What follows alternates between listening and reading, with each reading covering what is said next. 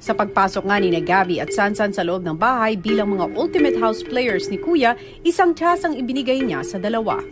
Isang napakahalagang task ang maging isang ultimate house player.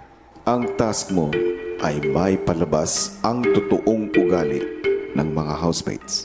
Ito ay para matulungan ako, pati na ang taong bayan na mas makilala pa sila. Yun ang basihan para kayo ay magkaroon ng gold bar. Handa ka ba rito?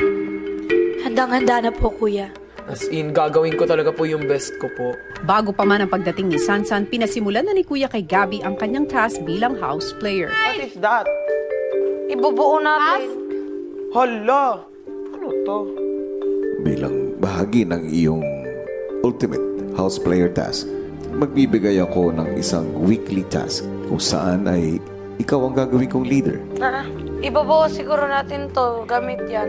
Makakasama mo rin doon yung isang housemate pa. At bilang house player, kasama rin ang task mo ron na mapaabot sila sa kanilang breaking point.